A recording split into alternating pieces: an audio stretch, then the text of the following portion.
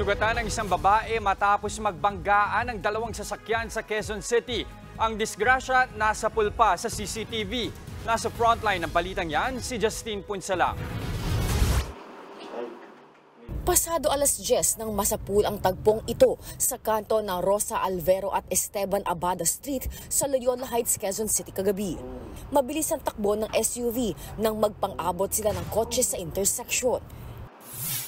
Pero kahit nakita ng paparating ang kotse, dire-diretso pa rin ang SUV. Sa lakas ng pagkakabangga, nawala ng balanse at tumaob ang SUV. Ayon sa mga naka-duty na kagawad, isang concerned citizen ang nagtimbre tungkol sa banggaan. Pagdating sa crash site, agad nilang sinaklolohan ang sakay ng dalawang kotse.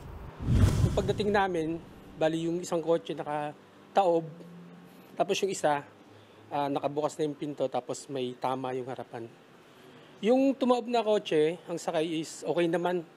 Yung isa naman, yung isang kotse naman na nakahinto, nandun yung babaeng driver na traumatic. Yung lower extremities niya, medyo masakit. Hirapan siya igalaw. Isinakay ng ambulansya ang babaeng driver at isinugod sa ospital. Tumanggi namang magbigay ng pahayag ang driver ng SUV. Matapos ang disgrasya, hinatak ang mga sangkot na sasakyan at dinala sa impounding area ng Quezon City. Patuloy namang iniimbestigahan ng QCPD Traffic Division kung sino ang may pananagutan sa banggaan. Nagbabalita mula sa frontline, Justine Punsalang, News 5. Mga kapatid, Jess De Los Santos po, huwag magpauli sa mga umaaksyong balita at napapanahong issue sa bansa. Para sa mas malawak na balitaan, mag-subscribe at mag-follow sa social media pages ng News 5.